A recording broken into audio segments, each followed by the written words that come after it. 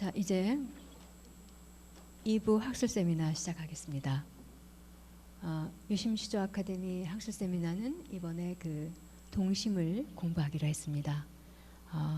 첫 번째 기조 강연으로 기조 발표로 성균관대 명예교수 김학성 교수님을 모시고 동심의 시적 형상화와 가치의 발견이라는 제목으로 강연 듣겠습니다. 김학성 선생님 앞으로 모시겠습니다. 박수로 모시겠습니다.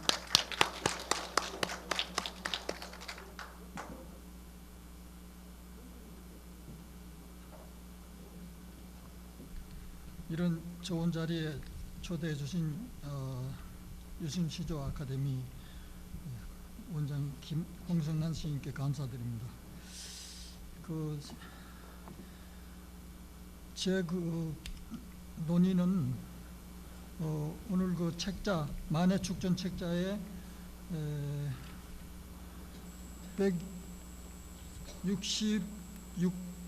165쪽에 있습니다. 거기서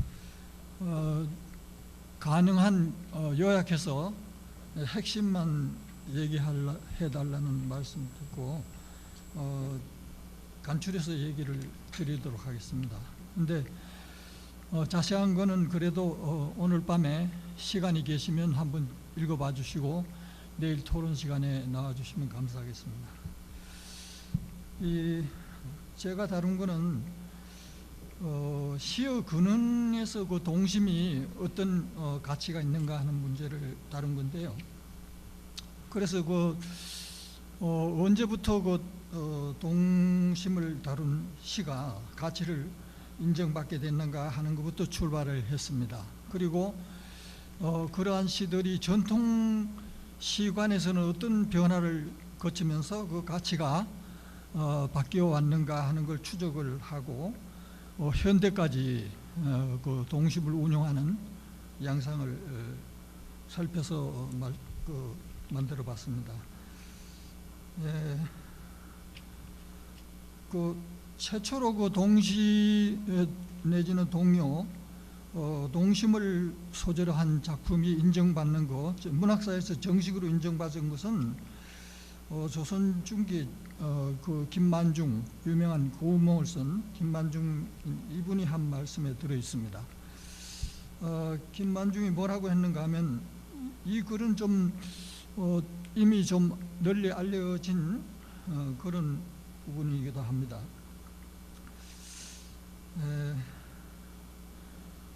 김만중은 그동안에 시라 그러면은 그 중국의 한시를 학습을 해가지고 그 학습된 그 규범, 표준, 격식 이런 거를 잘 표현하면은 그걸 따라서 하면은 좋은 시로, 훌륭한 시로 이렇게 인정을 받았는데 그게 이제 그동안의 선비들, 학사 대부들이 그 시를 써왔던 방식이죠.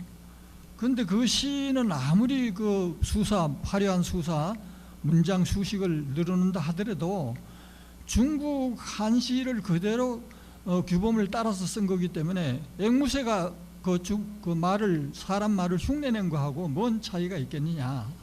그 이상의 가치 아무리 잘 써봤자 그 중국 사람 못 따라가고 또 이제 그걸 따라서 하는 거라서 흉내낸 것밖에 안 된다.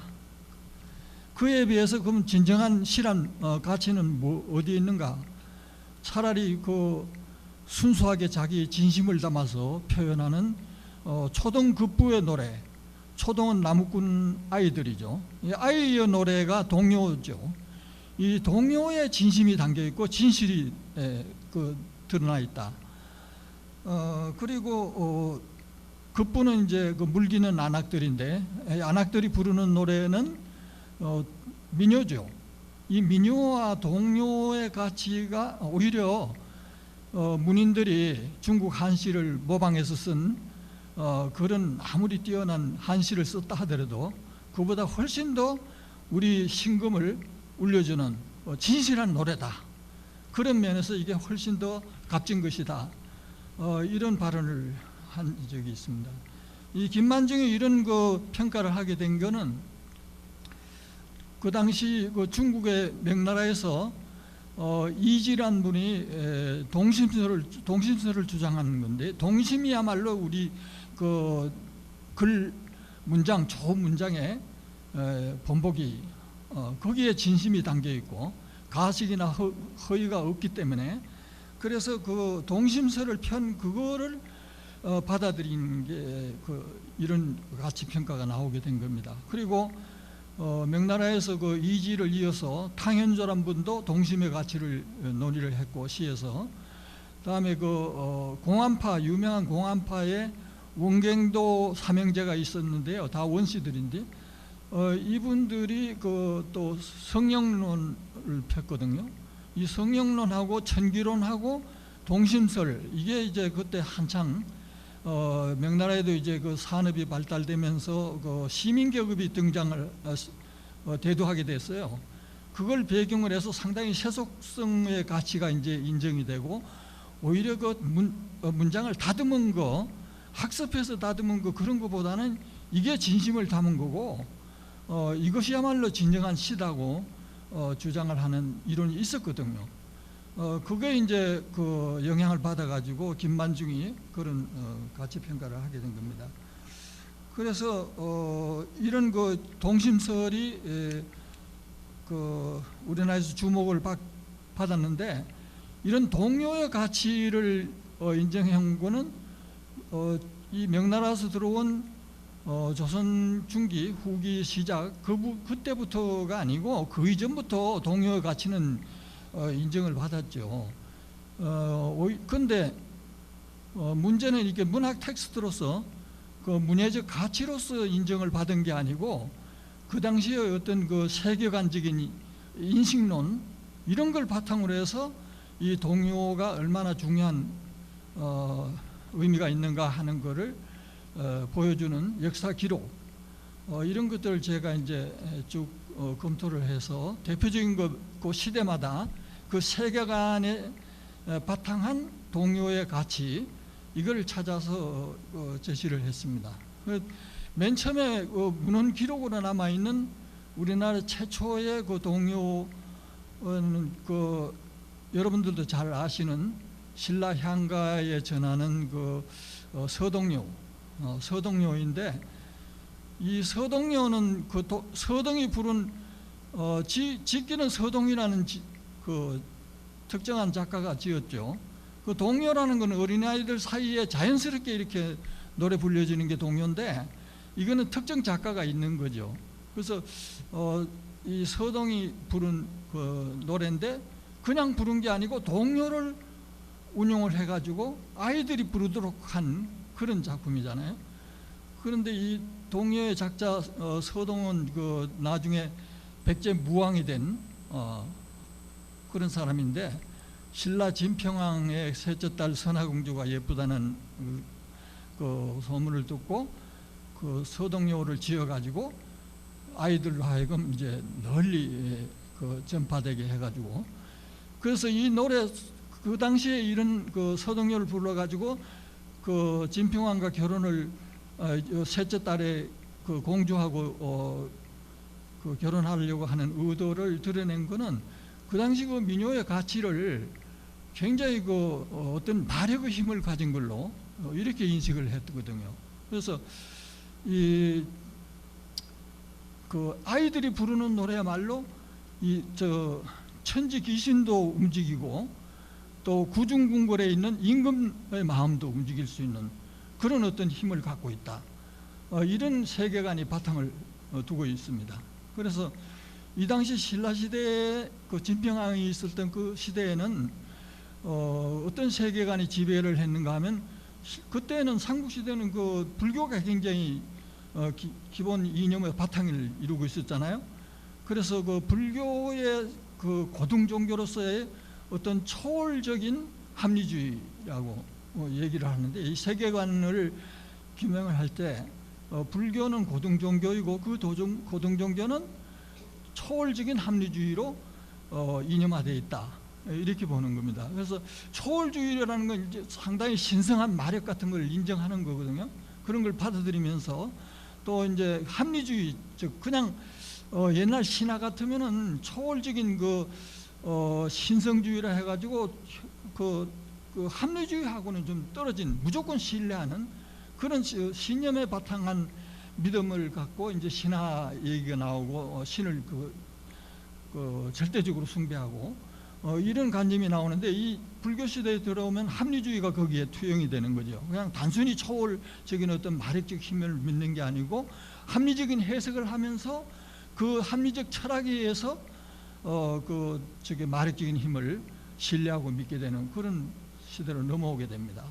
그래서 이 불교가 기본 바탕을 이루고 있던 이 시대에 서동요는 거기에 바탕을 두면서 이 동요가 어떤 힘을 가진다는 걸 활용을 해가지고 아이들을 부르게 해서 결국 자기 소망, 욕구하는 그 욕구를 진평왕의 셋째 딸 선화공주하고 결혼을 할 수 있는 이런 그리고 왕위에도 오르고 왕비로 삼고 이런 자기가 추구하는 바에 의도를 동요의 힘을 빌어가지고 활용했다는 거, 이게 상당히 중요한 거죠. 그래서 그 정도로 그 시대에는 동요의 어떤 큰 힘이, 마력적인 힘이 있다고 믿었어요. 그래서 이거는 그냥 서동요에서 그냥 설화를 전하는 그런 정도로 끝나는 게 아니고, 삼국유사의 신라 향가가 전하잖아요, 14수나. 그런데 이련이 쓴 그의 향가를 수록하면서 뭐라고 얘기했는가 하면, 신라 향가는 천지 귀신을 감동시킨 노래가 한둘이 아니라고 얘기를 했어요. 그러니까 천지도 감동시키고 귀신도 감동시키는 그런 마력적인 힘을 가진 게 신라 향가가. 그런데 다 그런 건 아니고 상당히 있다고. 그래서 그 예로 도솔가, 월명사라는 스님이 쓴 도솔가에는 해가 둘이 나타나는데, 그 해가 둘이 동시에 나타나는 건 자연의 어떤 굉장히 특이한 이변이잖아요. 그런 이변도 그 도솔가라는 그 신라 향가를 불러가지고 월명사가 지어서 불러서 해가 하나로 다시 정상으로 돌아오는 천지 운행을 정상으로 되돌리는 이런 마력적인 힘을 가진 그거를 향가를 이용해서 노래 부른 걸로 되어 있고요. 그 다음에 이제 도천수 대비가라는 노래가 있는데, 그거는 이제 도천수 대비가의 천수 대비비 관음불전에 이 노래를 지어가지고 향가를 지어서 눈을 뜨게 앞을 못 받는 자기 딸이, 근데 눈을 뜨게 할 수 있는 그런 용기도 주고 마력적인 힘을 가질 그런 것도 거기에 소개가 되어 있고, 또 제망매가는 이제 죽은 누이 동생을 제열을 올리면서 아미타불을 감흥을 시켜가지고 누이가 아미타 세계로 갈 수 있도록 하는 그런 마력적인 힘을 갖는 노래로 소개가 되어 있습니다. 그래서 신라 향가는 이렇게 불교 철학이라는 그걸 바탕으로 해서, 불교적 신념이라는 것은 초월적인 합리주의예요. 그걸 바탕으로 해서 이렇게 상당한 인기를 끌었는데, 그 노래들은 다 동심하고 좀 통하면서 그리고 이런 동심은 우리나라에서는 중국하고는 조금 다르게 인식을 했는데, 이 동심은 노래한 거는 동요잖아요. 근데 이 동요는 누가 불렀느냐? 저 하늘에 있는 형혹성이라는 별이 있는데, 그 형혹성은 화성을 가리켜요. 우리 지구하고 제일 가까운 별이잖아요. 그 화성이 이제 지상으로 내려와 가지고 동자로 변해 가지고 어린아이로 변해서 노래한 게, 어린아이가 동자가 부른 노래는 동요죠. 근데 이 동요 화성이 지상의 하늘의 존재잖아요. 천상의 존재잖아요. 이 천상의 존재가 지상으로 이렇게 내려와서 아이로 돼 가지고 동요를 부른 거, 이게 이제 동요로 인식을 했어요. 그래서 이 동요는 그냥 아이들의 마음을 노래한 수준에 끝나는 게 아니고, 저 하늘에 형옥성이 내려와서 부른 그런 존재가 천상의 존재가 한 노래라는 것, 천상과 소통하고 하늘의 뜻을 이렇게 대변하는 그런 어떤 마력적인 힘을 갖고 있다, 이렇게 인식하고 있었던 게 우리 동요에 대한 생각이었거든요. 그래서 이제 그 중국은 굉장히 예를 굉장히 중시했는데 예가 흐트러지면은 예를 이루는 그런 혼란한 사회가 오면은 이 저 하늘의 화성 그 형욱성이 내려와 가지고 아이로 돼서 이제 그 나라 혼란을 막으려 했다는 그 동요를 부르게 됐다는 그런 인식을 갖고 있었는데 우리는 그런 정도가 아니고 예를 어지럽힌다 하는 그런 혼란을 얘기하는 정도가 아니고 하늘 마음을 그대로 표현한 게 아이로 변해서 이제 노래했으니까 하늘 마음을 그대로 표현한 그 하늘과 통하는 그런 소통하는 그런 마력적인 힘을 그 동요 속에 읽어낸 거죠. 그래서 이제 훨씬 더 그 신비성을 더하고 또 힘을 그 감동을 주는 이게 그 어떤 그 마력적인 힘을 가졌다 하는 거는 감동을 그만큼 깊이 준다는 얘기거든요.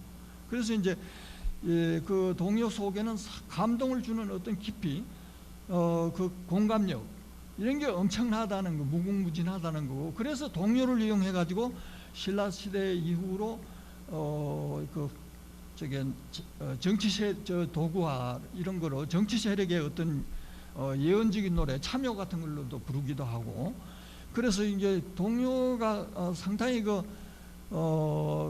그런 그 하늘과 소통하는 어떤 천심을 반영하는 그런 노래로 이렇게 인식을 쭉 해오는 그런 과정을 이제 그 한국 유사의 그 향가를 통해서 이렇게 발견할 수 있고요. 이런 게 이렇게 상당한 변화를 겪게 되는 거는 이제 그 초월적인 합리주의에 해당하는 불교가 이제 좀 나중에 쇠퇴하고 조선시대로 넘어오면서 사대부가 조선 건국을 하잖아요. 그때 이제 그 유가 철학이 그 정치 그 지도 이념으로 확고하게 자리를 잡잖아요. 그런데 이 유가 철학이라는 거는 굉장히 이성을 강조하는 거죠. 생활 철학이죠. 저런 그 초월적인 것보다는 어떤 마력적인 힘 그런 것보다는 그래서 이 초월적인 그 합리주의 이런 거 아이고 죄송합니다. 이게 뭐 전화가 울리네. 끊는데.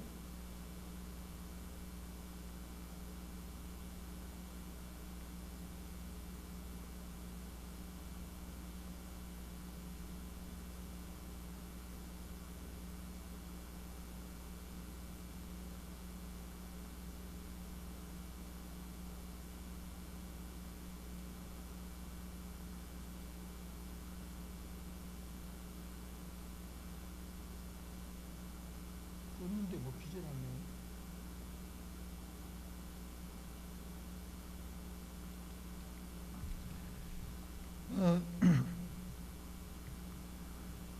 그래서 이 향가 시대 지나서 이제 유가 철학이 들어오는 그 조선 전기에 이르면은 이성적인 합리주의가 지배를 하게 됩니다. 이성적으로 이렇게 접근해 가는 게 이제 공자, 맹자를 중심으로 하는 그 유가 철학의 기본이죠.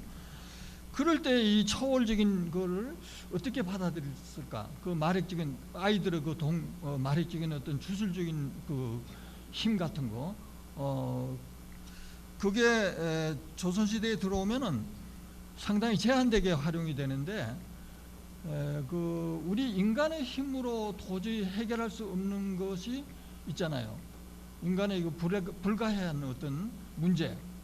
그런 문제는 이제 바로 제일 우리나라가 농민 농업 중심 국가니까 기후제에 상당히 이게 활용이 됐어요. 동요가. 그래서 기후제는 그 하늘에서 비를 내리는 거 이거는 인간의 힘으로는 어쩔 수 없는 거잖아요. 그래서 이런 거는 초월적인 어떤 그 전통을 가진 동요 이거를 활용해 가지고 이제 궁중에서 기후제를 지내는데 활용을 했는데 그거를 예를 든 게 171페이지 도마뱀 노래 석척가라는 거예요. 석척이 이게 도마뱀이거든요. 그래서 도마뱀마 저 171페이지에 제가 인용을 했는데 그 도마뱀을 막 어떻게 하는가 하면 잡아다가 항아리에다 담아가지고 수십머리 담아가지고 이 버드나무 가지로 막 항아리를 두들깁니다. 그리고 이걸 노래를 누가 부르게 하는가 하면 애들이 동요로 부르게 하는 거예요. 그래서 그 아이들을 그냥 하는 게 아니고 이게 옷을 청이동자라 해가지고 푸른 옷을 입게 하고 손발에 이게 노출된 그 손발인 여기다가 푸른 색깔을 칠하고 온통 전체가 다 옷도 푸른 옷 입고 그 파랗게 되도록 해가지고 항아리를 두들기게 하는 그런 의식을 했거든요, 기우제로. 근데 왜 파란색을 했을까요? 이게 합리주의 사고예요. 그러니까 하늘이 티 없이 맑을 때는 푸른색이잖아요. 그러니까 그 푸른 하늘, 그 하늘하고 소통할 수 있는 그런 존재, 애들이 하늘이 그 소통할 수 있는 그런 존재잖아요. 그래서 얘들이 부르게 해가지고 동요 형식으로 이 석적가라는 노래를 부르게 했어요. 그래서 여기 보면은 비를 내리게 하라고 하면서 항아리를 막 두들기는 거예요. 그 도마뱀 거기다 집어넣고. 근데 만약에 비를 내리게 하면은 너희를 돌려보내겠다, 살아서 돌려주겠다, 이렇게 노래하도록 하는 거예요. 이게 왜 하필이면 도마뱀을 잡아가지고 기우제를 드리는데 했을까? 이 도마뱀은 바로 생긴 게 그 용으로, 우리가 용은 상상의 동물이잖아요. 동물이 아니고 식물로 아주 신성한 그 존재로 인식을 하고 있었잖아요. 근데 그 비를 내리게, 비를 관장하는 식물이, 신성한 존재가 바로 용이죠. 그 용을 그 축소시킨 지상물이, 지상에 사는 존재가 도마뱀이죠. 도마뱀 생김새가 하늘에 있는 용하고 너무 유사하죠. 그러니까 이제 이거를 또 그 신라시대 때 그 천지 귀신을 감동시키는 그런 마력으로 인식하면서 하는 게 아니고 상당히 합리주의적으로 사고를 하면서 이때는 이제 조선시대니까, 그래서 이제 두들기면서, 항아리를 두들기면서 이렇게, 만약에 직접 그러니까 용한테 막 강요하고 비를 내리게 해달라고 하는 위협적인 그런 걸 하는 게 아니고 합리적 사고로 너를 막 겁을 주는 거예요. 용 대신에 그 도마뱀을, 그 축소판 지상물인 도마뱀을 이렇게 막 겁을 줘가지고 비를 내리게 하라고 요구를 하는 거죠. 그러면 비가 오는 걸로 인식을 한 거예요. 그러니까 이런 이런 텍스트에서도 여전히 그 동요의 어떤 마력적인 힘 같은 건 남아 있으면서 합리적인 사고에 녹아 있는 그런 작품이 그 조선시대 전기에 나와 있고, 그 다음에 이 조선 후기로 내려오면 이제 그 중국의 영향을 받아가지고 그 동심설이 널리 이제 퍼지게 돼가지고 이런 그 조선 후기에는 경험적 합리주의라고 얘기하거든요. 그 동안에 생활 철학인 육아 같은 거 이런 게 이제 거기에 대응돼 가지고 새로운 그 경험, 시민 계급이 우리나라도 이제 그때는 조선 후기부터는 이제 발달하기 시작하거든요. 그래서 이제 그때에 이 조선 후기에 와서 비로소 문학 그 텍스트로서 이런 그 어떤 외부적인 어떤 마력적인 힘, 이거하고는 직접 연관이 없는 정말 진심을 노래해가지고 그 어떤 마력의 사람을 감동케 하고 그 큰 마력의 힘을 하도록 하는 이런 작품이 그 널리 알려진 만행청류에서 우리가 볼 수 있거든요. 그래서 이 만행청류는 바로 그 인간의 그 솔직한 감정, 때묻지 않은 감정, 이걸 자연스럽게 발산해서 나온 작품이 거기 모아놓은 거죠. 이게 사설시조잖아요, 만행청류가.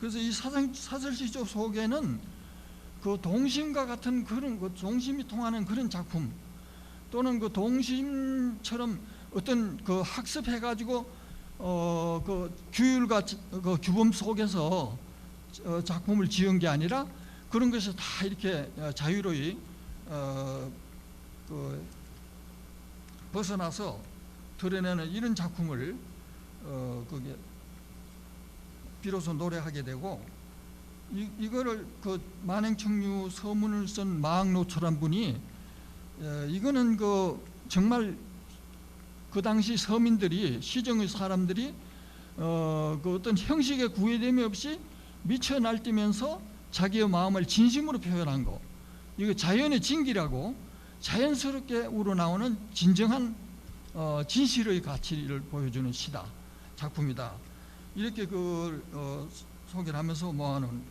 그게 만행청류잖아요. 이 만행청류가 이제 경험적 합리주의 시대에서 비로소 진정한 그 미학적 가치까지 인정을 받는 그런 작품으로 나오게 된 거죠. 그래서 이 만행청류 작품을 이어받은, 이런 그 자연의 진기를 이어받은 이런 작품이 그 175페이지에 그 벌거벗은 아이들, 발가숭이 아이들, 이거를 노래한 거, 이 작품이 그야말로 어떤 그 어린아이 유효의 바탕을 두면서 동심을 순수하게 노래한, 이런 그 발가숭이 그는 고추 잠자리를 이제 형용한 거고, 또 그 고추 잠자리를 잡으려 하는 그 어린 아이들이 발가벗고 이제 고추 잠자리를 잡으려는 그런 형상을 노래한 거거든요. 그래서 발가숭이가 발가숭이를 잡는 그 자연스러운 모습, 이게 이제 자연의 진기라고 하면서 이걸 노래한 거. 이게 조선 후기의 경험적 합리주의 시대 때 나온 동심의 그 시적 테스트, 이렇게 적절한 작품으로 이렇게 제가 소개를 했습니다. 그 다음에 이제 이런 조선 후기를 지나서 이제 현대 근대로 넘어오게 되면서 그 현대에 와서는 이런 그 작품들을 뒷받침했던 어떤 이데올로기, 세계관 같은 게, 이런 게 이제 다 해제된 시대에 우리가 현대로 들어오게 됐거든요.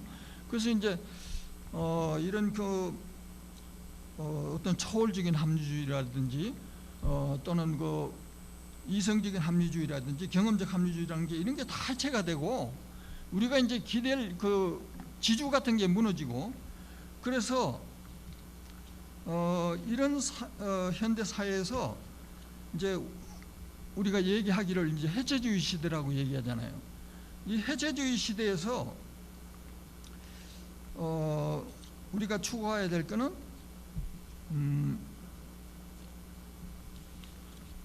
이런 그 동심의 세계가 오늘날 현대에서 어떻게 운용될 수 있는가 하는 문제를 저는 이제 무산 그 스님의 작품에서 찾아봤습니다.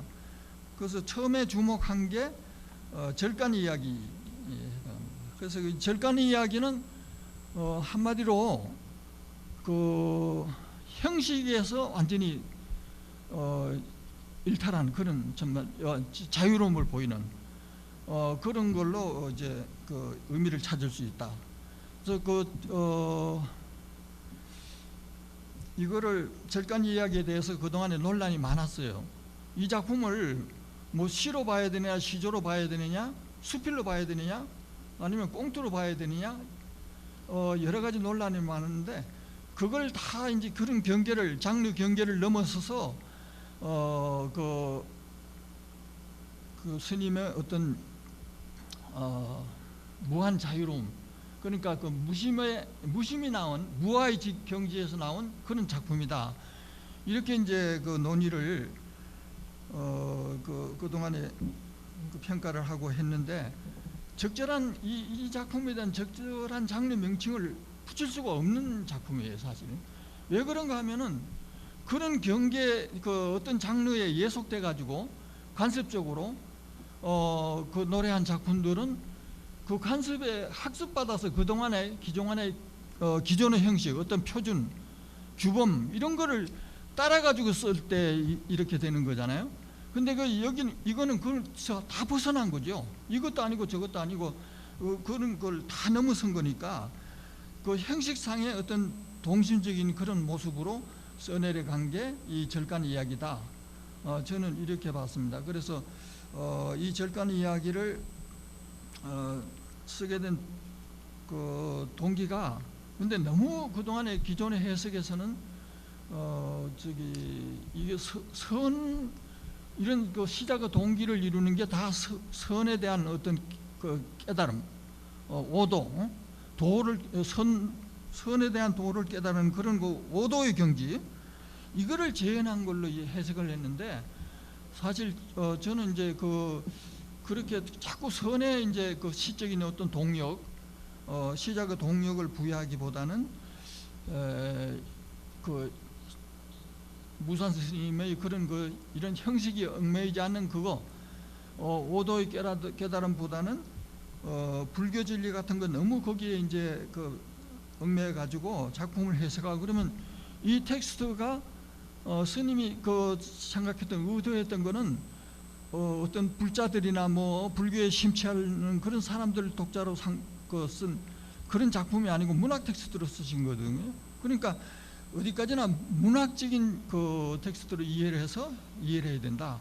이 시작의 작품도 기존의 장르로서는 어떤 장르로 이렇게 얽매여서 쓴 게 아니니까 거기에 구속돼서 해석을 할 필요는 없지만, 이걸 문학의 경계를 넘어서는 비문학의 경계도 허물었다, 이렇게 해석하는 건 좀 지나친 해석이고, 그래서 이제 이걸 문학 텍스트로 수용하면서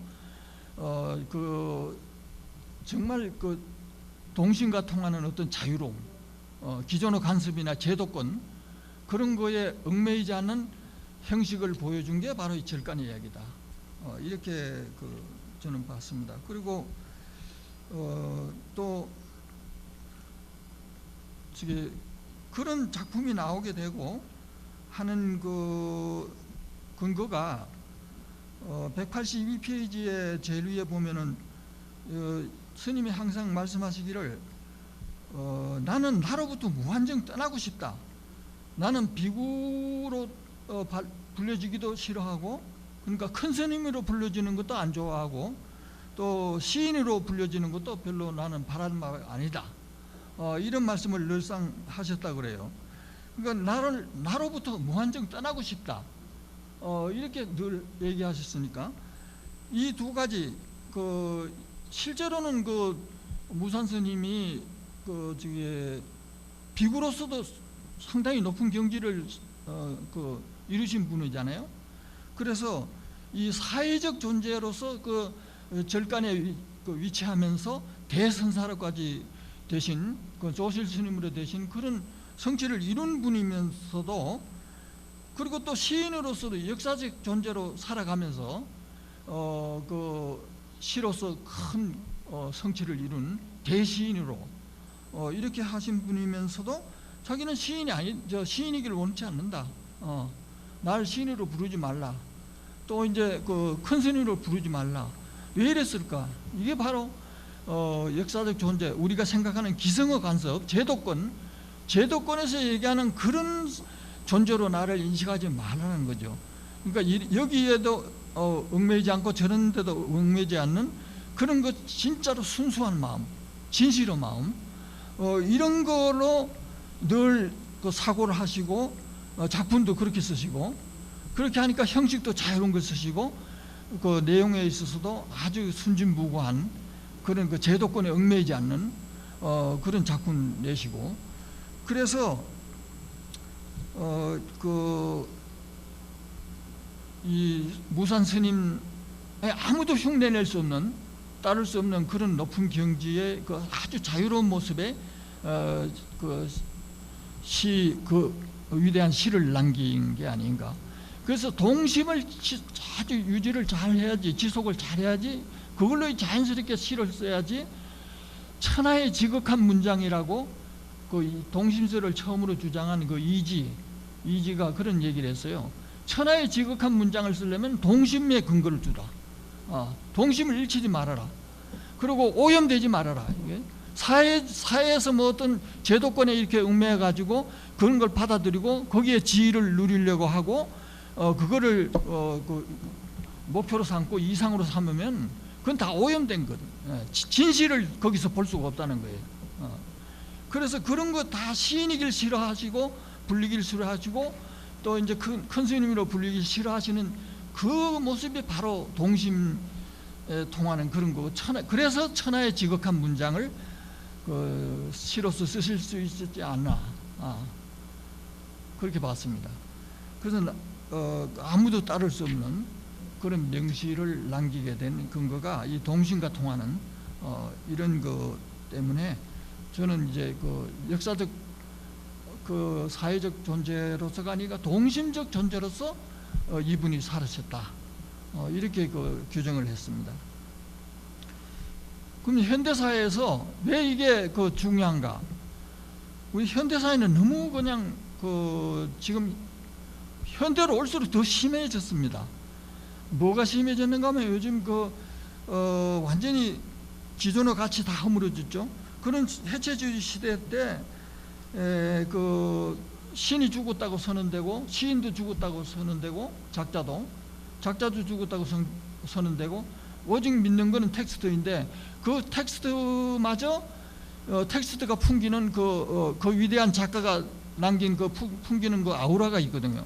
그 아우라마저 지금 다 증발되고 사라지고 인정하지 않는 그런 시대에 우리가 살고 있는데, 이런 그 허위와 가식, 가상, 이런 그 현대 사회에서 더 절실히 지금 필요한 게 바로 진실의 추구라는 거예요. 진실성, 진정성, 진심을 담아내는 텍스트.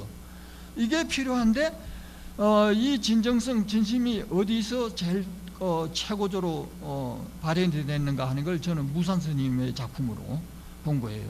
그래서 무산 스님의 그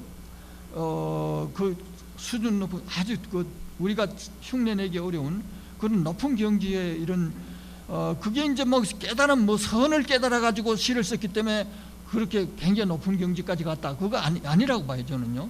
문학적인 그런 그 진심과 통하는 사람의 감동을 마력적인 힘을 감동을 주는, 현대적으로 감동을 주는 거죠. 그거는 바로 이런 그 진실을 통한 진정을 노래한 이 무산 스님의 이런 독특한 가치, 이게 지금 현대 사회에 너무 이런 허위와 가식 판치는 이런 그 사회에서 우리가 더욱 요구되는 그런 걸 우리가 개성하고 발전시켜야 하는, 그래서 동심을 표현한 노래 작품이 훨씬 더 가치를 갖고 빛나게 빛을 발할 수 있는 이런 시점에 와 있다. 그렇게 저는 결론을 맺었습니다. 예. 서툴게 발표 죄송합니다. 고맙습니다. 김학성 교수님은 그 건강 관계상 그 백신을 맞지 못하세요. 근데 이제 PCR 검사를 하시고 이렇게 어려운 걸음을 해주셨습니다. 먼저 박수 한번 크게 보내드리고요.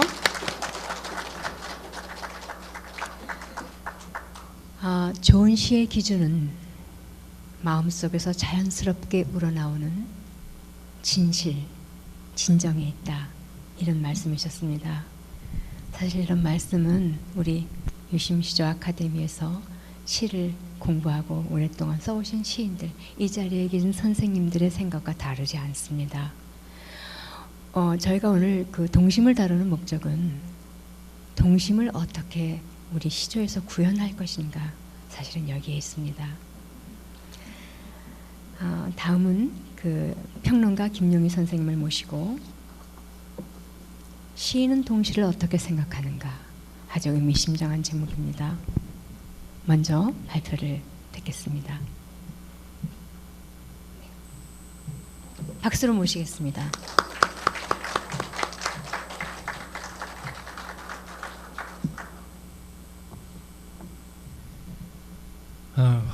먼저 그 만해 축전에 참여하게 된 것을 영광스럽게 생각하고요. 또 특히 우리 동심 그리고 동시, 동시조를 주제로 한 그러한 주제를 선정해서 이렇게 발표할 수 있게 해준 데 아동문학인으로서 고맙게 생각하고 고맙다는 인사를 드립니다. 그리고 그 신앙송을 너무 잘해 주셔가지고요, 그 호소력 있는 목소리, 살아있는 감정, 그런 신앙송을 듣고 나니까 이 제 목소리가 이 비교가 되는 것 같아서 좀 부끄럽습니다. 그래도 들어주시면 고맙겠습니다. 시간을 제가 20분 이렇게 좀 해달라고 하는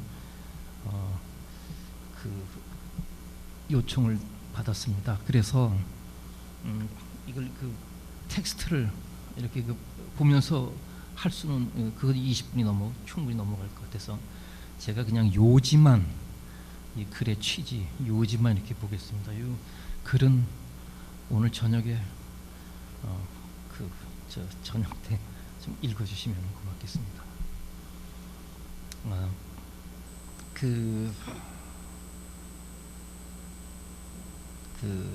2000년 이후에 들어와서 우리 시인들이 현대시를 쓰는 시인들이 동시조 시조 시인들하고 시인들이 동시하고 동시를 쓰는 분들이 상당히 늘어났고 아주 아동문학 시장이 상당히 팽창을 했습니다. 참 그런 면을 보면 그 당시 그 동시가 아동문학의 한 장르로 취급되면서 오랫동안 시인들에게 홀대를 받아왔던 것이 사실이죠. 그것을 생각하면 격세지감을 느끼게 합니다. 여기서 그 홀대라고 하는 그런 뜻은 일반 문학에서 그 주류로 편입되지 못하고 비주류로 취급되어 왔다고 하는 그런 것을 의미하는 것이죠. 그래서 그 오늘날 시인들과 시조 시인들이 동시를 쓰시고 동화도 쓰시고 또 동시조도 쓰시는 걸 참여하는 것은 우리 허약한 그 동시 문학을 발전시키고 튼튼하게 하고 넓히는데 상당히 공헌하는 그런 일이라고 생각돼서 아주 환영할 만한 일입니다. 하지만 그동안 아동문학 장르로 홀대하던 그런 시인들이 2000년대에 들어와서 그 아동 동시에 관심을 갖게 된 것이 어디에 있는가 하는 것들을 한번 좀 짚어보고 가야 해야 되지 않겠는가 이런 생각이 들었고 또 그들이 쓴 그 작품들을 우리가 한 번쯤 이렇게 냉정하게 살펴볼 필요가 있다 이렇게 생각이 됩니다. 그러면 왜 그런 동시를 쓰는데 오늘날 시인들이 쓰는 동시를 얘기하지 않으면 안 되느냐 하는 것은 바로 이 동시라고 하는 것이 아동문학인들의 만들어낸 그런 개척한 그런 장르가 아닙니다. 시인들이 만들어낸 장르고 20년대 정지용이라고 하는 걸출한 시인이 등장해서 동시를 개척하고 창조해놨어요. 그 시의 원형이 오늘날 그 동시 형태가 된 거죠. 그리고 60년대 들어와서 그 동시인들이 동시를 시로 동요적인 시를 시적으로 이렇게 변형을 시킨 것이 아니라 시인들이 참여해서 시운동, 동시도 시다라고 하는 시운동을 통해서 오늘날 이런 동시를 만들어낸 겁니다. 만들게 된 거죠.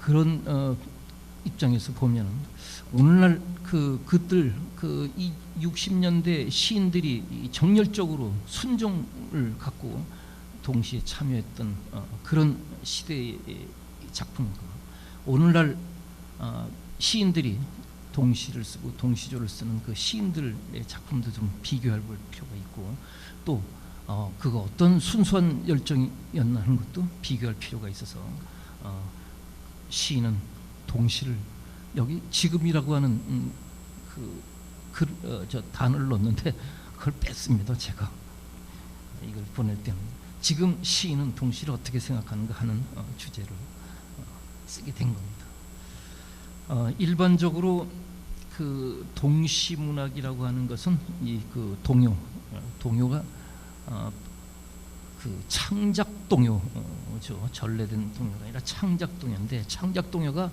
가창 동요, 불러지는 노래로 불러지는 동요에서 시적 동요, 시처럼 동요시라고 하는 것이 있습니다. 시적 동요를 거쳐서 동시로 변무 발전된 양상으로 그 이해하는 이들이 상당히 많습니다.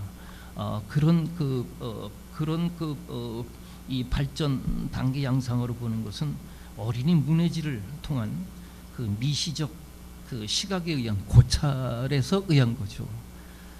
일반 문학지까지 통틀어서 아동 문학, 그 동시 문학을 살펴보면 그런 거시적인 시각으로 보면은 이 동요하고 그리고 동시가 동시대 같은 시기에 창작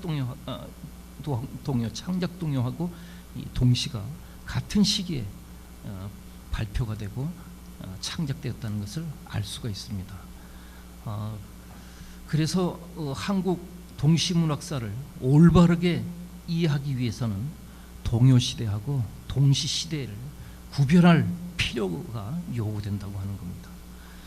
동요는 1920년 9월 그 개벽사의 이 동경 특파원으로 일본에 건너간 소파 방정환 선생이 이 일본에서 일본인들이 어린이를 대하는 그 어린이 문화에 큰 문화 충격을 받게 됩니다. 그래서 우리 조선의 어린이는 학대받고 짓밟히고 차고 어두움 속에서 우리처럼 또 자라는 그런 어린 영들을 위해서 뭔가 어떤 사명감을 갖고 어린이 운동을 펼치게 되는 거죠. 그게 바로 색동회를 조직하고 그리고 이 어린이지라고 하는 잡지를 어린이 문해지를 창간하게 되는 겁니다. 그래서 그 어린이 문화운동을 펼치게 되는데요.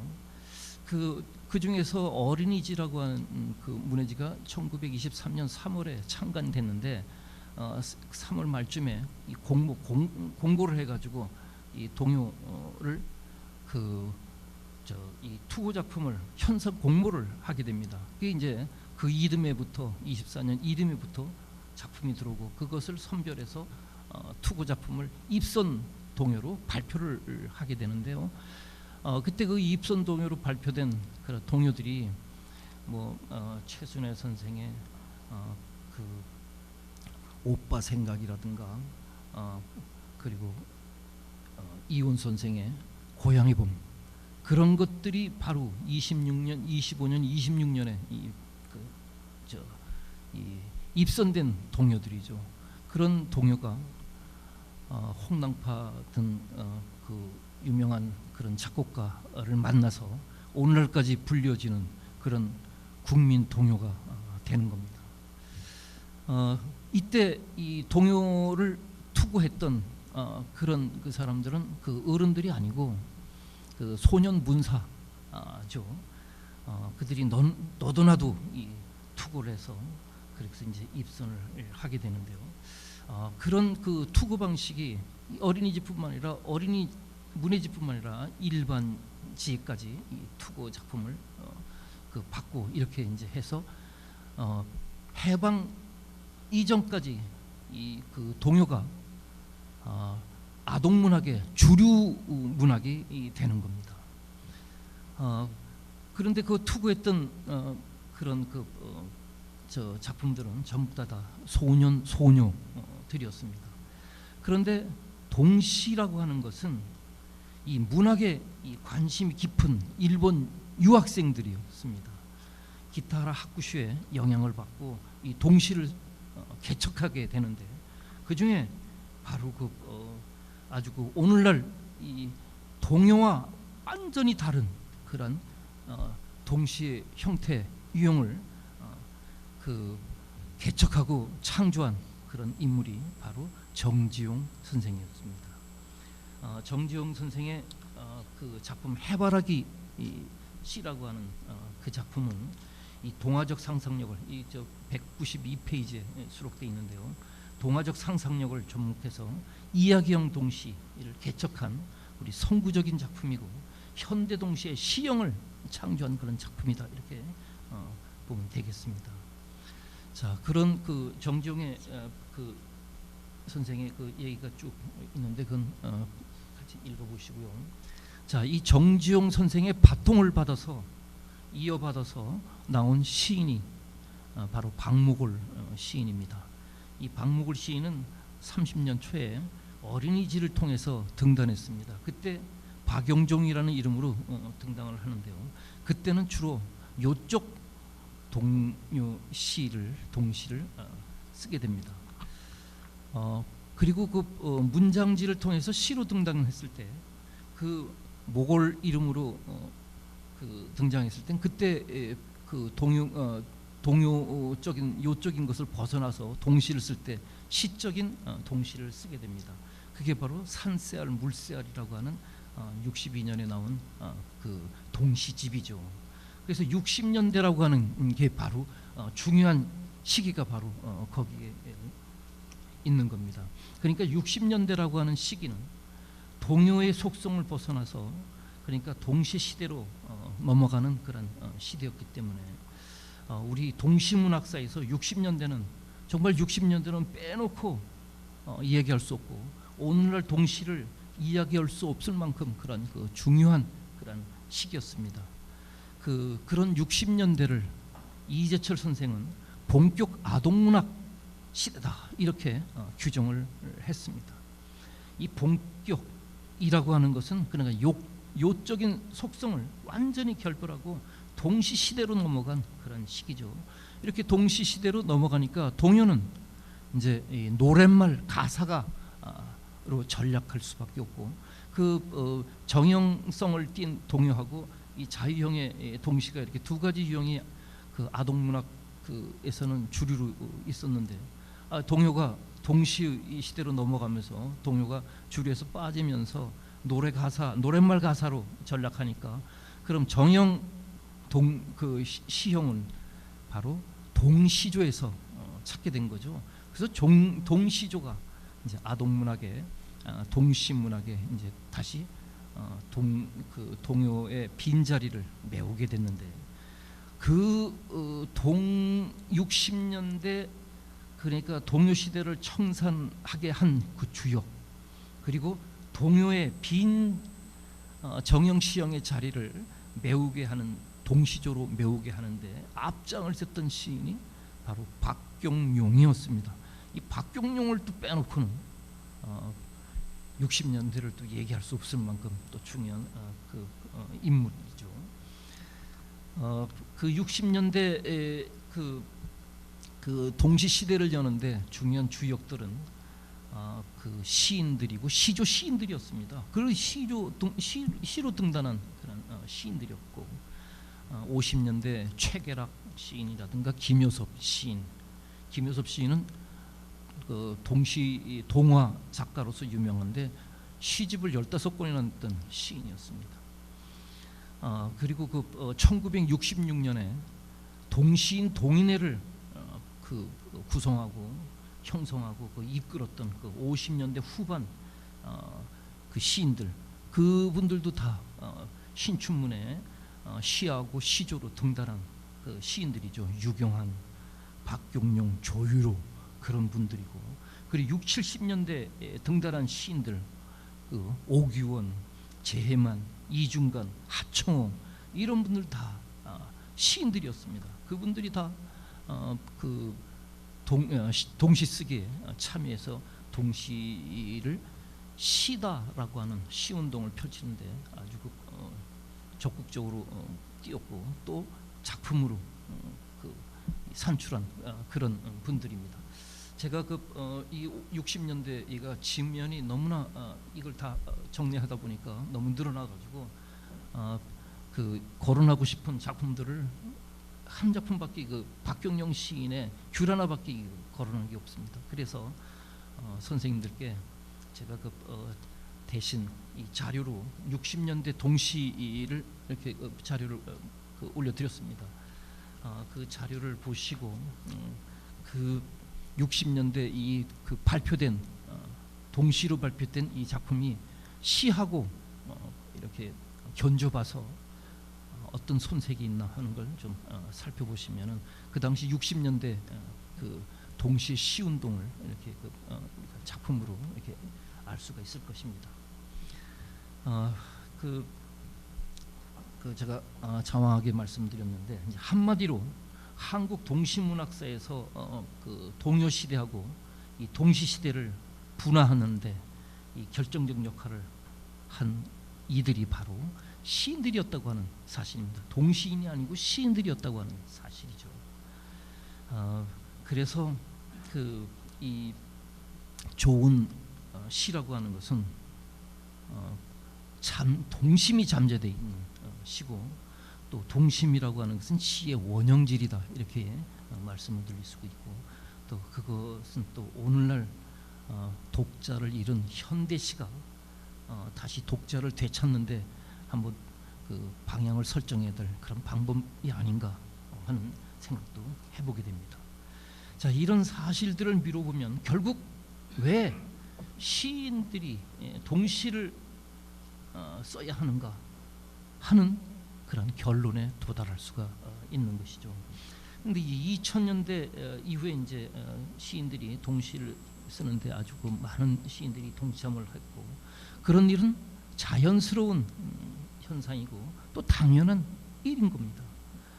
그러나 지금 시인들이 동시를 쓰는 이유가 어디에 있는가 하는 점은 아까도 서두에 말씀드렸지만, 그런 우리 한국 동시의 전망을 위해서 한 번쯤 짚어보고 넘어갈 그런 일이다, 이렇게 생각됩니다. 왜냐하면 60년대 시인이 투철한 그 시정시로 순수한 열정으로 아동문학에 대한 애정으로 이렇게 동시에 참여했다고 하면 2005년에 최승호 시인의 말놀이 동시집이 대박을 터뜨리고 나서 많은 시인들이 말놀이 동시 스타일로 기능적인 동시를 많이 썼습니다. 그것은 출판사도 나서서 그런 걸 또 요구를 하게 되고 이제 이런데, 그렇게 보면은 상업주의에 편승한 일이 아닌가, 이렇게 이제 생각돼 보는 거죠. 그래서 60년대 동시 시대 우리 주역들하고 오늘날 동시 쓰는 시인들하고 견주어 이렇게 보게 만들어주는 것은 바로 이제 그런 의미가 있다는 겁니다. 그래서 우리 그 60년대 시인들은 오로지 동요가에서 시가 된다는 일념으로 격조 있는 동시, 그 시의 본질에 투철한 동시, 그 어떤 그 예술 지향주의의 발로라고 하고 또 아동문학에 대한 그런 애정적인 작업이었다, 이렇게 말씀을 드릴 수가 있습니다. 이제 오늘날 그 어린이들에게 이 필요한 동시는 이 말놀이 동시, 이런 기능성 동시도 꼭 필요합니다, 그들한테. 그런데 이제 그쪽으로 이렇게 투철하고 치우치면, 그쪽 방향으로 치우치는 것도 그 바람된 것이 아니죠. 우리 한국 동시의 발전을 위해서는 반드시 또 어린이만을 위한 그런 동시만이 그 어떤 그 아동문학, 그 동시문학의 그런 그 아닌 이상 한국 동시도 시의 본질에 투철하고 또 격조 있는 동시가 필요하다는 겁니다. 그래서 장르 중에 가장 그렇게 낙후된 그런 그 문학이고 가장 그런 그 취약한 양식으로 홀대받던 동시가 2000년대 들어와서 접어들면서 모처럼 우리 시인들과 일반 시인들, 시조 시인들의 큰 관심과 사랑을 받게 된 것은 아동문학의 큰 축복이라고 이렇게 생각됩니다. 그래서 동시에 대한 관심은, 그리고 사랑은 어린이에 대한 사랑이고, 그리고 나아가서 아동문학에 대한 사랑, 그리고 이 세상 모든 것에 대한 사랑과 관심이라고 생각됩니다. 오늘의 그 동시 현상은 그런 60년대와 견주어보는 것은 또 그런 이유가 있다고 보면 되겠습니다. 그래서 저도 그 오늘날 지금 시인들이 동시를 어떻게 생각하는가 하는 그런 궁금증이 있는 것도, 동시를 개척한 그런 이들도 시인이었고, 낙후된 동시단을 일으켜 세운 분들도 시인이었고, 그리고 또 이 동시를 홀대하던 이들도 시인이었습니다. 이런 걸 상기해 볼 때 우리가 다시 우리가 시인들을 앞장서서 좋은 동시를 쓰고 이 우리 또 동시인들을 선도해주는 역할을 해줘야 하는 이들도 시인들이기 때문에 우리가 그런 선도하고 좋은 동시를 쓰는 상업주의 빠지지 않고 그러니까 진정으로 아동문학에 대한 애정으로 동시를 쓰는 그런 시인들이 됐으면 하는 마음에서 발표를 하게 됐습니다. 이상입니다.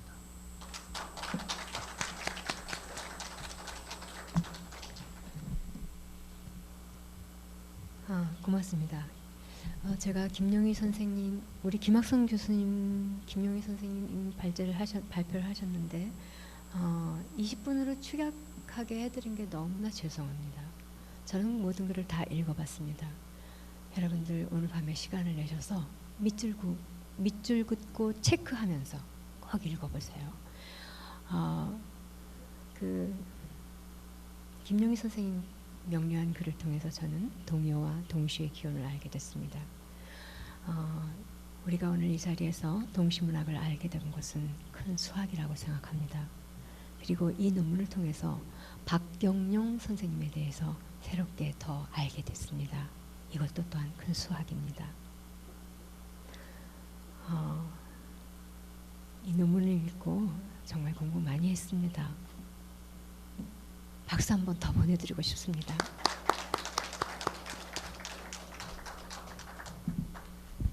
오늘 마지막 순서 문학평론가 아동문학가 이정석 선생님을 모시고 현대 동시문학의 흐름과 전망에 대해서 발제를 듣겠습니다.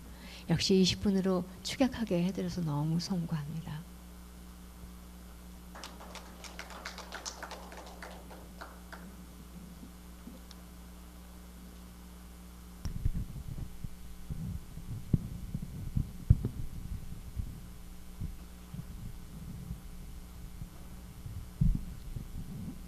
만나서 반갑습니다. 시간 저에게 주어진 시간이 20분이니까 55분에 될 수 있으면 끝마치도록 하겠습니다.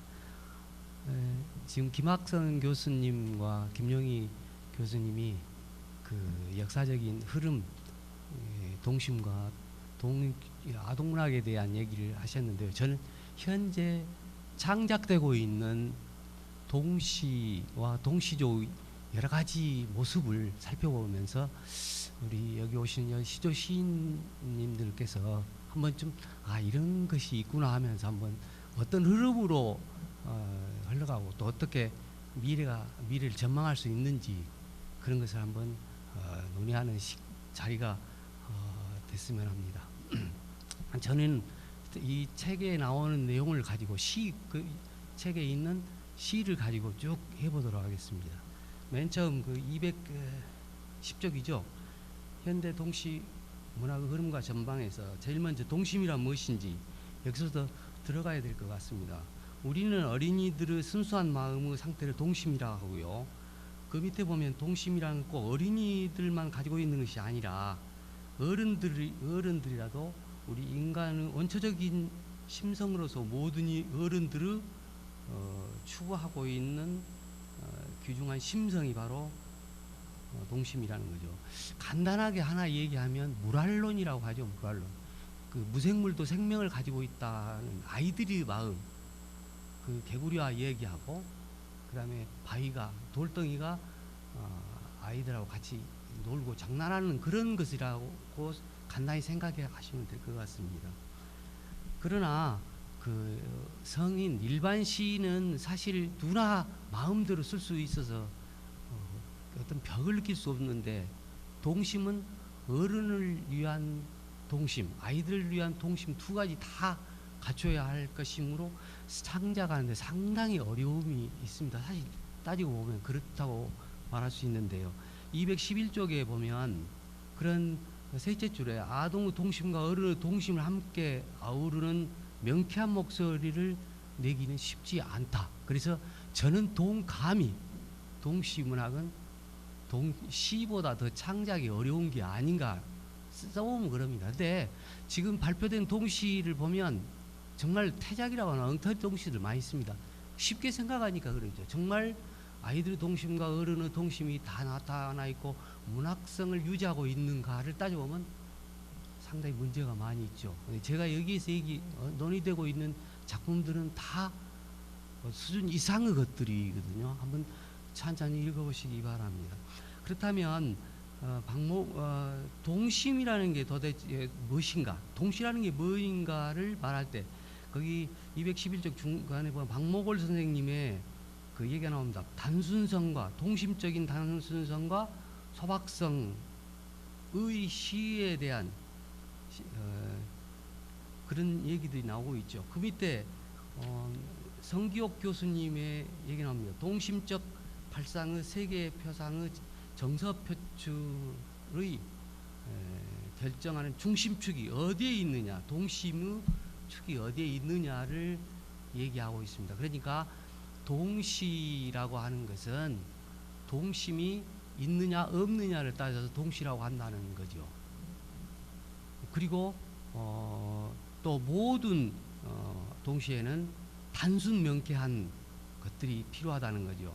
단순 명쾌를 우리는 그 수준이 낮다라고 생각해서는 절대 안 됩니다. 반드시 문학성이 유지된 단순 명쾌성이죠. 그래서 그런 동시를 읽을 때 우리는 어떤 즐거움과 감동을 가지는가.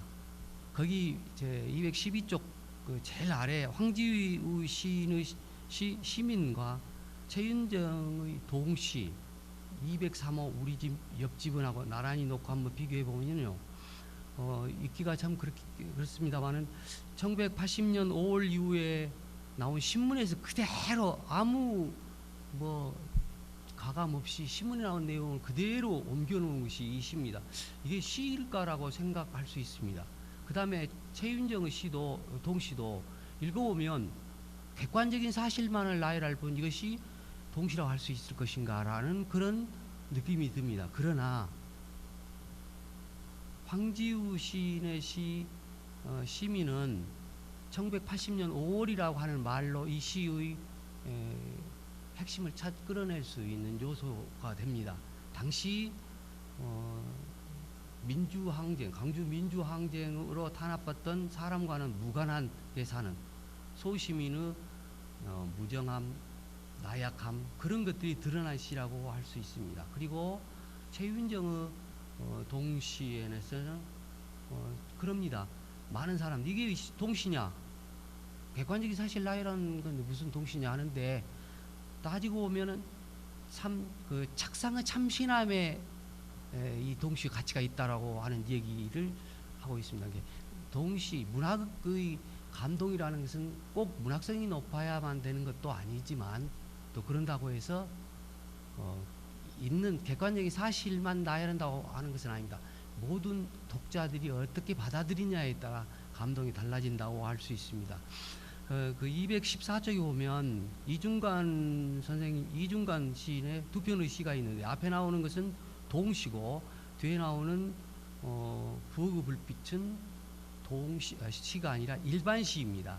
이 이중관 시인의 구부러진 길이 광화문 광장에 그 큰 판에 붙어 있는 거 한번 보셨을 겁니다. 2017년인가요? 거기 읽어보면 앞에 나오는 똑같은 불빛이라도 불빛이 내 머리에 빛을 비추는 저녁이라는 이 동시는 아주 동심을 잘 나타낸 정말 따뜻한 동시를 임을 알 수 있을 것이고, 두 번째 부엌의 불빛은 부엌 안에 존재하는 자유로운 어머니의 눈물은 온 가족의 평온함과 가정의 영원함을 유지하는 원동력이자 하늘의 별도 생성하는 위대함을 가지고 있다라고 하는 불빛입니다. 그러니까 같은 불빛이라기도 다른 의미의 불빛임을 알 수 있습니다. 각각의 동시와 동시를 잘 표현한 작품이라고 할 수 있습니다. 세 번째로 시인들이 빚어낸 동시와 동시조 명편들이 있는데요. 지금 현재가 아닌 지금까지 과거부터 지금까지 내려온 시 중에서 괜찮은 동심적인 내용을 가지고 있는 시, 그 다음에 명편 동시조나 시를 한번 살펴보도록 하겠습니다. 첫 번째로 그 앞에 김영희 선생님도 그런 얘기했지만 이 사실 시와 동시 경계는 따로 처음에는 없었습니다. 그런데 나중에 차근차근 만들어지다가 1930년대에 들어와서 완전히 동시와 시가 경계를 나누어지었다고 할 수 있습니다. 지금 그 분단 이후에 평북 정주에 남아 있어서 말년에 동화시 지게내의 내행쟁이라고 하는 아동문학의 동화시죠. 몰두한 백석 시인도 사실 나중에 동화시, 동시를 많이 쓰는 작가로 남아 있습니다. 제일 먼저 216쪽에 보면 서정주 시인의 외할머니의 뒤안 툇말이라는, 이것은 동시라고 보기는 어렵습니다만 동심이 잘 나타나 있습니다. 외할머니 집 뒤란 얘기가 나오니까. 그 다음에 다음 쪽 217쪽에 보면 천상병의 귀천도 가만히 읽어보면 하늘로 돌아간다고 하느니, 서풍 끝내고 하늘 돌아간다는 것도 사실 따지고 보면 동심이라고 할 수 있죠. 그 다음에 정완영 선생님의 분인의 살구나무의 동시조가 있는데요.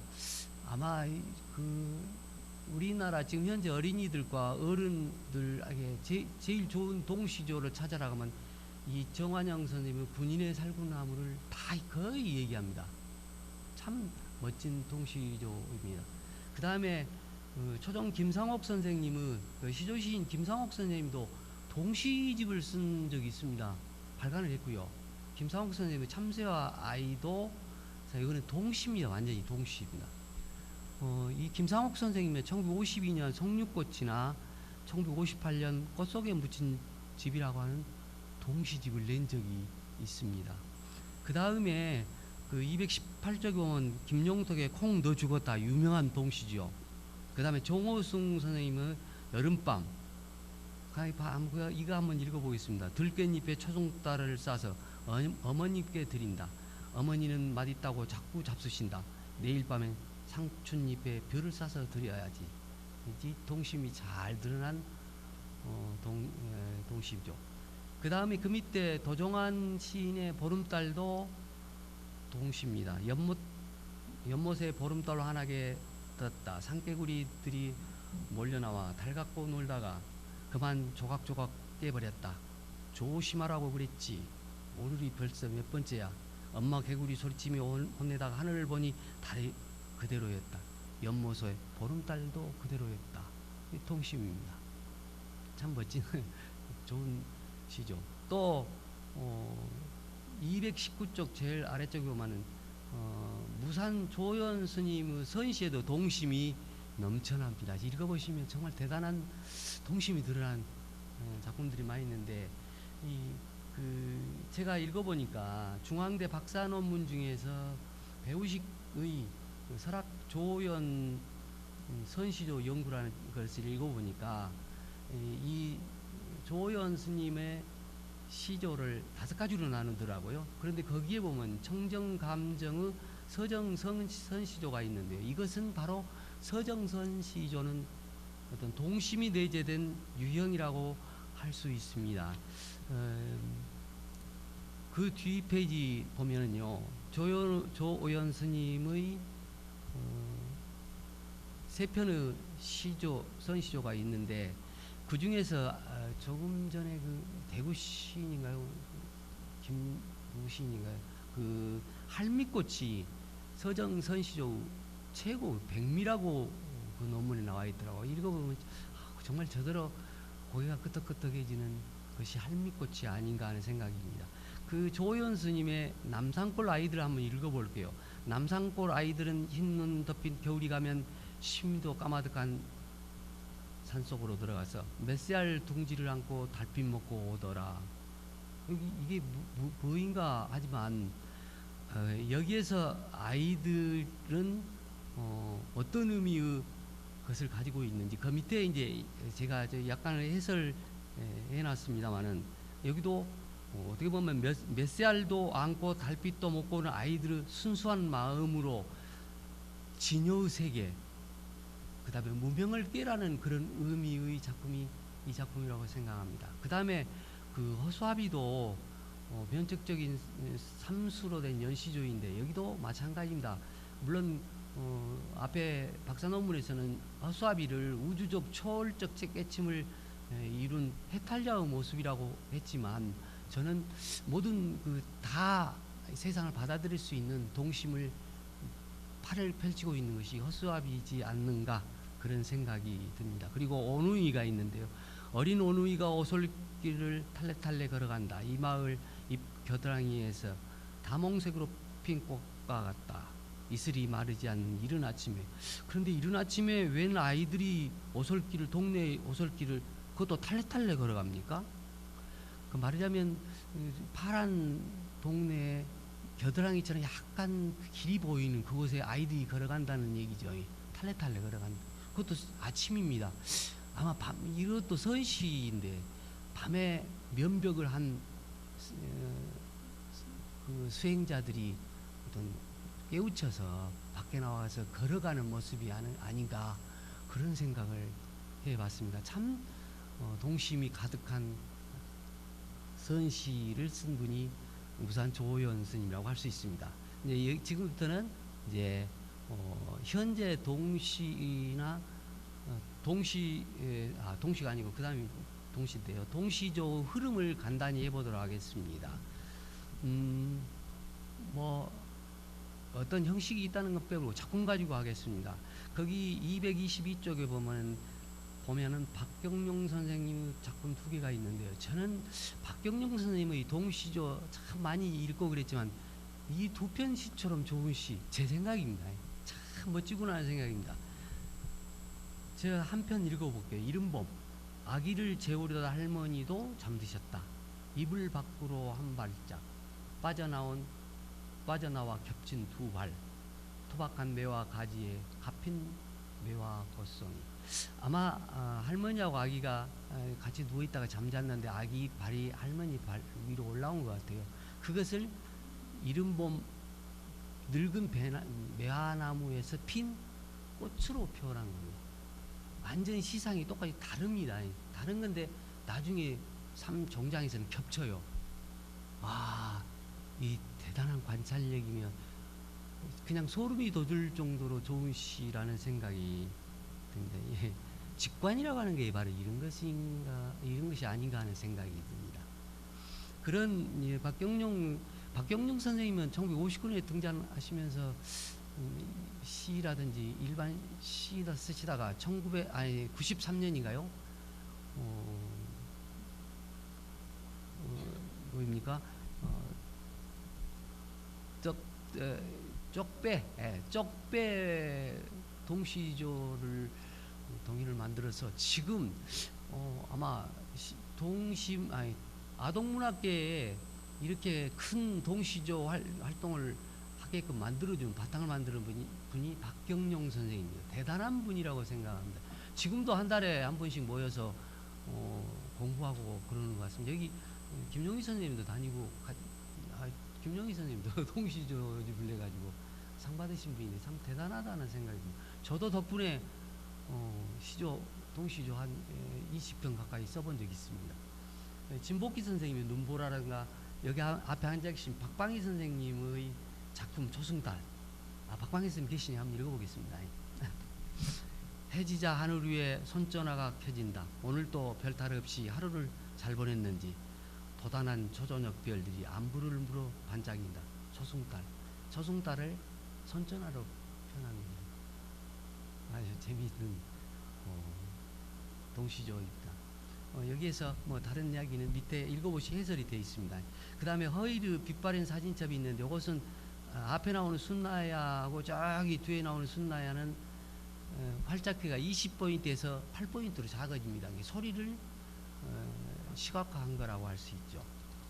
이것도 재미있고요. 그 다음에 김용희 선생님의 말벌, 이것도 한번 읽어볼게요. 다 거의 많이 됐네요. 안 읽고 그냥 넘어가겠습니다. 한번 읽어보시면서 이 요즘 동시조를 쓰는 아동문학가들의 수준이 어느 정도 되는지 한번 가늠해 보시고요. 한번 여기 계신 시조 시인님들께서도 동시조 한번 장작해 보십시오.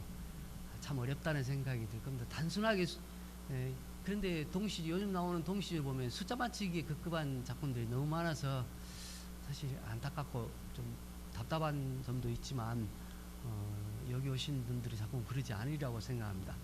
현대 동시의 중요 흐름에서 그 다음 쪽에 보시면 대구적인 단형 동시가 있는 문삼 선생님의 유명한 근향이라는 시 형태, 그 다음에 산문 동시, 그 다음에 환타지 형태의 동시가 있는데 이런 것들은 그 몇 쪽이냐면 226쪽에 보면 권영상 선생님과 악어가 와서 있는데 이거는 상상의 세계를 만들어낸 학교를 악어가 와서 전부 다 씹어먹는 그런 얘기인데 상상력이 얼마나 넓은지를 알 수가 있습니다. 이거 동시입니다.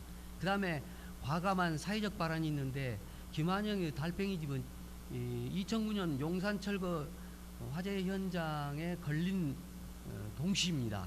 달팽이 날마다 집 한 채씩 지고 왔으니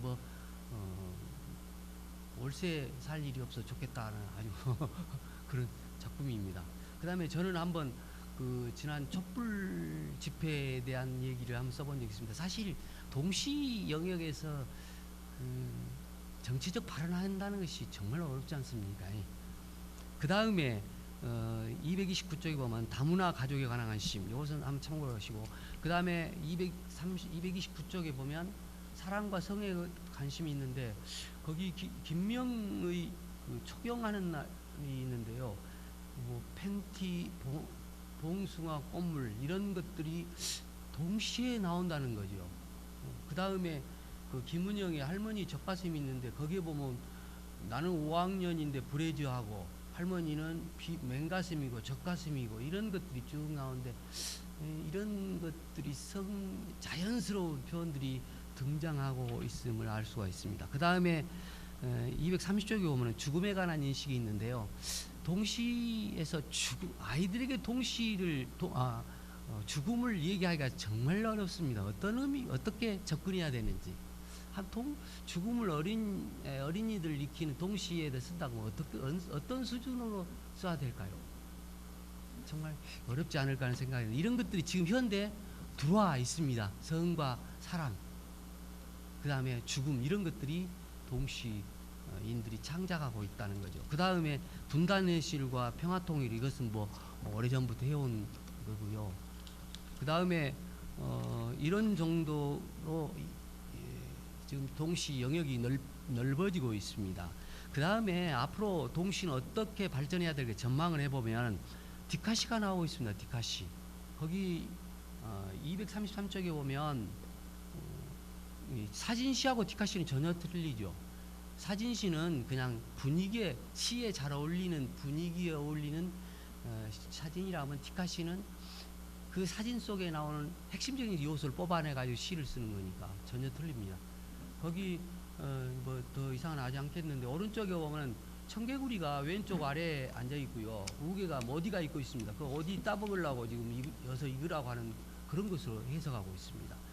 그 다음에 요즘에는 초단형 동시 장작이 있는 한 일행짜리 동시가 나오고 있어요.